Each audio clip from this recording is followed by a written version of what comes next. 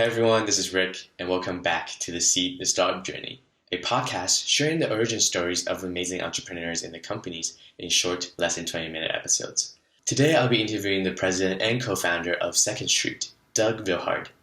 Doug started out working at Disney and was one of the first to work on Disney.com. He then went on to start multiple companies, one of which is Second Street, the ultimate promotions platform that allows you to easily create digital promotions. Doug is also the professor of practice and the academic director for entrepreneurship at WashU University in St. Louis. Hey Doug, to start us off, can you tell us a little bit about yourself as well as your company, Second Street? Yeah, sure. Hi, my name is Doug Villhard. I'm an entrepreneur, an investor, and a professor. And one of the companies I own is called Second Street. It helps primarily television, newspaper, and radio stations do contests and promotions. So you might, for example, hear on the radio, win 2 tickets to a concert, and you go to the radio station's website to sign up to win. You're actually using my software that has the radio station's look and feel on it, just as an example of one of the things that we do. Mm-hmm. And can you kind of walk me through your entrepreneurial journey? Like, from what I know, you started out working at Disney and then you went on to found multiple companies. Can you talk to me a little bit more about that?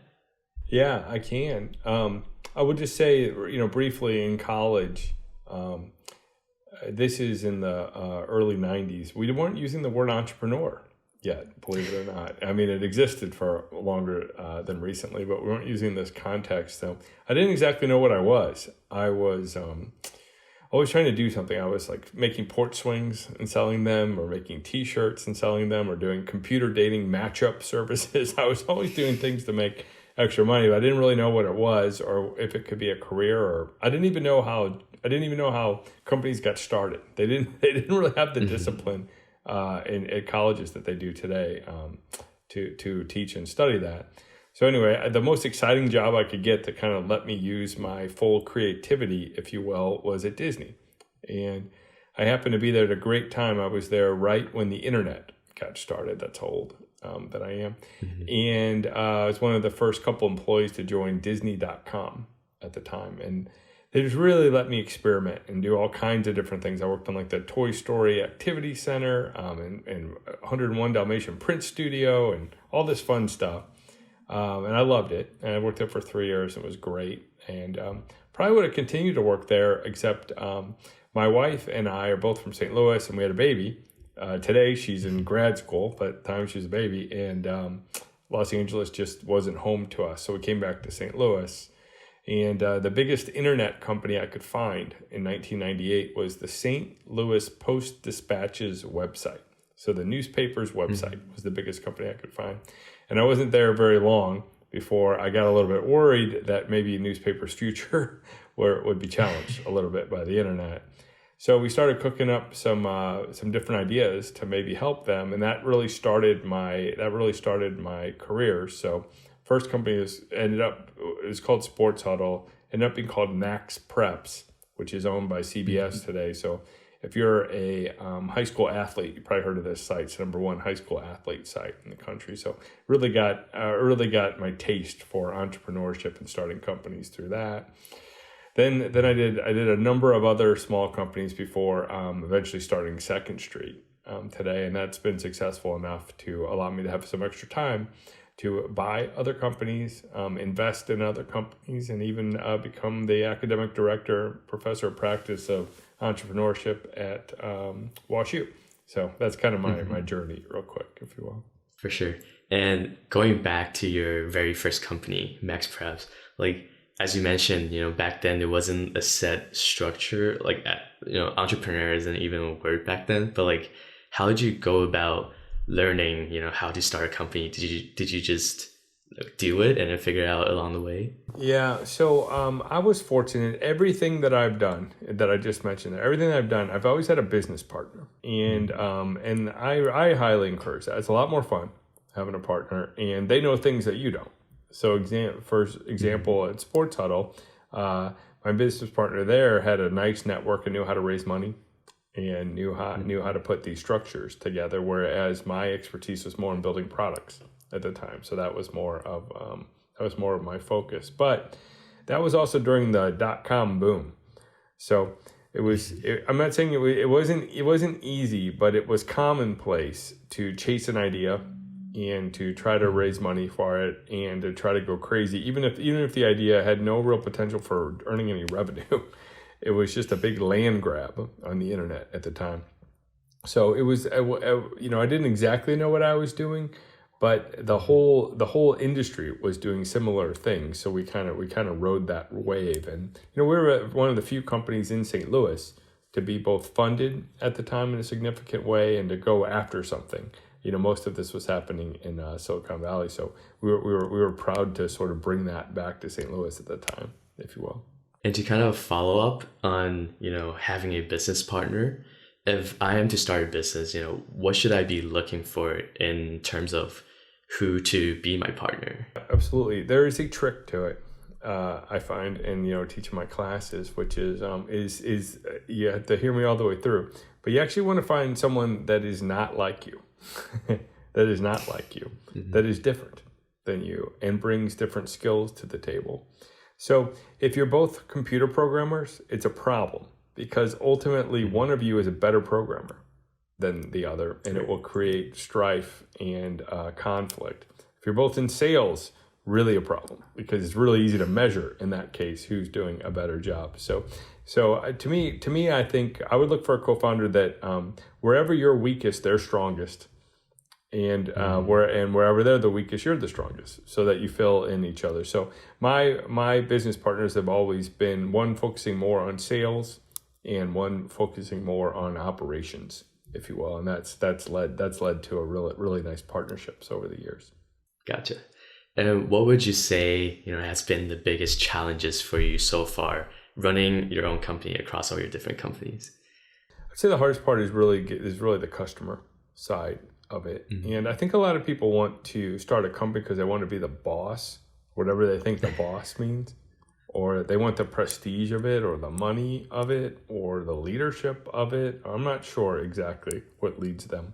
But the truth is, if you're not doing a good job for the customer, if you don't love the customer, if you don't love the customer's problems, if you don't love getting up every day and trying to solve those problems, you're not going to have a business. And if you have an idea for a business and you haven't talked to any customers about it, you're basically doomed. You're basically doomed. You have to get out there and talk to them and get access to them and see what really drives and motivates them. So that's the hardest part, is both recognizing that and being willing to be in service to the customer. And does that get easier as you started multiple companies, right? So do you feel success comes easier? No, actually, the customer part becomes harder because what happens is initially you know all your customers. And then as you get bigger, you start hiring more people and you start actually getting further and further away from the customers. So that's actually the hard part, is to maintain the discipline to continue to go out and to talk to them. And that's why I like investing in companies, in the stock market, where I hear that the CEO is still out talking to customers, at least a little bit, not relying entirely on his team, because I really feel like that's the success in understanding the next trends that are about to happen in your industry. And kind of on this flip side of the most challenging thing, what would you say was the best or most satisfying moment for you? Yes. Now, again, I didn't have the pleasure like this generation does of, one, even understanding what entrepreneurship is, or two, learning from them. But it was all the things that I thought owning a business were wrong. And I was, child of the 80s, if you will, and I was a little bit hung up in money and all that kind of stuff. But the real fascinating thing is you create jobs. You end up creating jobs, and all of a sudden I'm watching all these people around me in jobs that were created out of the things that we were doing successful with, and then I'm watching them buy houses and buy cars and buy sofas and get married and have kids. And that's really the part of it that I'm most proud of, is when you get this right, you create jobs, you're growing the economy, you're creating all these opportunities for the next generation. So that's by far the best part, if you ask me. That's awesome. And where would you say you are now along your startup journey? So as you kind of mentioned earlier, you're the professor of practice of entrepreneurship at WashU. Yeah. So what are your current plans and what are your future plans? Well, I'm This is not original to me. I borrowed it, but I like to organize my life in three phases: learn, earn, and return. So I have definitely entered the return phase at this point. It's not to say I'm not interested in earning more or that I have all the money in the world or anything like that.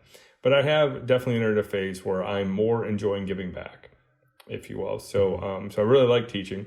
I really like imparting that knowledge. I also like investing in startups, especially that come out of WashU. I've done 2 now, and I'll continue to do more as students raise money and bring them to me. But in terms of launching something myself, I would find that very unlikely that I would do that at this point, just because of some of the success that I've had, and because I've rather enjoyed sitting on boards and helping other people get their dreams started at this point. So that's probably what the future holds for me. Gotcha. And what advice would you give to someone like me who is still a student, but I'm interested in entrepreneurship and wants to potentially start something of my own in the future? I think that it is pretty rare to get it right the first time.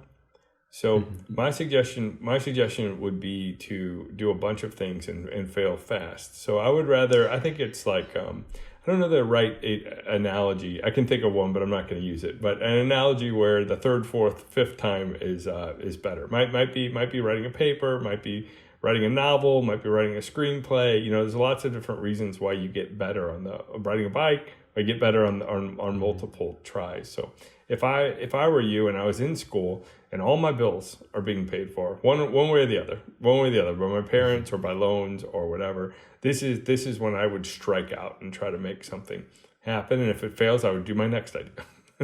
And so I try to get on my third idea before I graduate. So that's my advice to you all. Live it up and take your chances right now. It just gets harder. When you get older, it gets a little bit harder. You just have more responsibilities and more to lose, if you will. You guys have nothing to lose, so go for it. To kind of follow up on that, like personally for me, sometimes I have like a bunch of different ideas that I want to try out. And so at what point would you say, if I'm working on that idea, when should I be considering it a failure and then moving on to the next idea? Yeah, to me it's super simple actually. Set a goal for yourself to talk to 20 potential customers about your idea and get their feedback.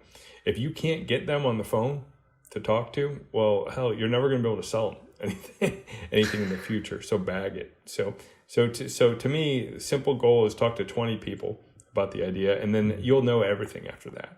You'll know everything. You'll know if you had it right. You'll know if you have it wrong. You'll know if you need to abandon it.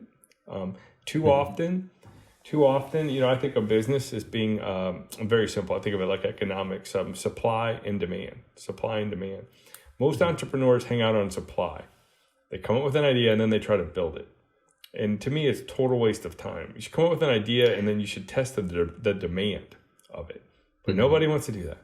They want to get it perfect. They want to get their designs perfect. They want to, in the old days, they want to fly, wherever they can get it cheaper. They'll fly all the way to China and figure out how to make it way before they've ever seen if the market even wants it. So I highly advise go talk to 20 people for those reasons. Gotcha. And then before we end, I also prepared some rapid fire questions. Okay, here we go. So the first one is, if you could have a superpower, what would you choose? Superpower. I would grow back my hair. What time do you usually wake up every morning? That is interesting. So I wake up around 3:00 every morning, and usually Really? get up. Sometimes I don't. I only sleep 3 to 4 hours a night. What's the reason for that? Like, my mind won't shut off. It won't shut off. It's a perpetually curious machine up there that is chugging away all the time. don't you get like tired? Like, well, they make this thing called caffeine and coffee, and I think that has a lot to do with it. But some people's minds just won't shut off, and I am cursed to have one of them. Gotcha. And then the next question is, what's something you cannot live without? Something that I cannot live without. Well, it's not a thing, but it would absolutely be my family. There's no question about that. And then number 2 would be coffee, for reasons aforementioned. I'm addicted. It's just true. It's one of the last legal drugs, and I'm addicted to it. So probably coffee. And if you could have dinner with anyone, who would you choose? Dinner with anyone. I'm a big fan of Bill Gates. I'm a big fan of Bill Gates, not just his sort of entrepreneurial journey, and because I'm interested in technology and stuff like that, but I'm really interested in talking to someone who is only interested in the biggest possible problems anymore. Nothing interests him now except for the biggest possible problems, and that intrigues me, and I think we all could be inspired just to think a little bit bigger. And this is the last question, which is, what is the best advice you've ever received? The best advice I've ever received is one I did not always take when I was you guys' age, but it's the equivalent. It's the equivalent of it's not all about romance, but it's the equivalent of ask the girl out. It's basically the equivalent, whatever that means for you. Ask the boy out, ask whomever out, but it just means that put yourself out there. And take a chance, and all the things you're worried about, trust me, as you become older, are ridiculous. Take a chance. That's awesome. Well, that's it for today's interview. Thank you, Doug, for taking the time to do this, and I wish you the best of luck. Yeah, my pleasure. Thanks for having me. It was a lot of fun. Appreciate it. I hope you enjoyed this episode. If you want to see our takeaways from this interview, as well as the latest previews and highlights for our future episodes, make sure you follow us on Instagram. You can also find our episodes on Apple or Google Podcasts, as well as Spotify.